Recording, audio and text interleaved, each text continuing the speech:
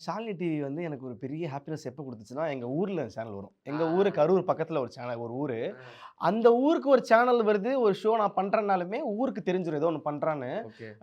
First எனக்கு எங்க ஊர்ல வந்து ஒருத்தர் இருக்காரு. அவரு வந்து எப்பயுமே என்ன பார்த்தா குறை சொல்லிட்டே இருப்பாரு. அவரு எனக்கு கால் பண்ணி சொன்னாரு. சில விஷயங்கள் பேசினோம். "நல்லா பேசுறப்பா, நான் உன்ன நேர்ல பார்த்தேன். உருப்பட மாட்டேன்னு நெனச்சேன்." அது எங்க சொல்றாரு? உருப்பட மேடம் எங்க சொல்றாரு? ஷோல சொல்றாரு. ஓகே. ஷோல கால் பண்ணி, ஆ. "நான் உங்க ஊர்க்காரர் தான்ப்பா, நான் பார்த்துருக்கேன்ப்பா." "சூப்பர் சார், நல்லது சார். உங்களுக்கு என்ன பாட்டு வேணும்னா?" "பாட்டெல்லாம் இருக்கட்டும்ப்பா, ஒண்ணு சொல்லணும்ப்பா." அப்படின்னாரு. சொல்லுங்க. என்ன என்ன இந்த மாரி நீலாம் உருப்பட மாட்டேன்னு நெனச்சேன். பரவால்ல. ஒரு சேனல்ல பண்ணிட்டுருக்கேன். நான் பார்க்குறேன்."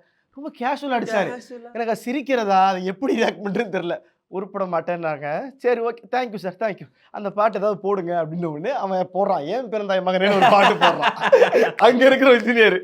ஸோ அதனால எனக்கு அது அந்த அந்த ஒரு பர்ட்டிகுலர் மொமெண்ட் ஃபன்னின்றத தாண்டி, அப்ப ஊர்ல இருக்க எங்க அம்மாலாம் பெருமையா ஃபோன் பண்ணி, "என் பையன் 7 to 8 ஷோ பண்றான். அவனுக்கு கால் பண்ணி பேசுங்க." எந்த அம்மா இத வேணான்னு சொன்னாங்களோ, இது மேல நம்பிக்கை வரலையோ, எப்போ ஒரு டைம்ல அவங்கனால ஸ்கூலுக்கு வந்து தலை நிமிர்ந்து போ முடியலையோ, அதே ஸ்கூலுக்கு நான் ஒரு டைம்ல சீஃப் கெஸ்ட்டா போய் உட்கார்றேன். எங்க அம்மா பக்கத்துல வந்து உட்கார்றாங்க. பிஜிஎம் நான் டடடன் ஸோ அதனால அந்த அந்த மொமெண்ட்ல தான் எங்க அம்மாகிட்ட என்னால என்னால எனக்கு குடுக்க முடிஞ்ச ஒரு பெரிய ஒரு கிஃப்ட் என்னன்னா, என்னால பணமாவோ, நகையாவோ வாங்கி கொடுக்க முடியலன்ற பட்சத்தில், அவங்களுக்கு நான் ஏதோ உருப்படல, ஏதோ ஒண்ணு பண்றேன்றதே எனக்கு ஒரு பெரிய கிஃப்ட்டா அவங்களுக்கு தரணும்னு தோணுச்சு. அது ஹோப் வந்துச்சு. ஸோ அந்த ஹோப் வந்த சேனல் தான் வந்து அந்த ஹோப்னா ஒரு சின்ன ஹோப். ஓகே ஏதோ பண்றான்.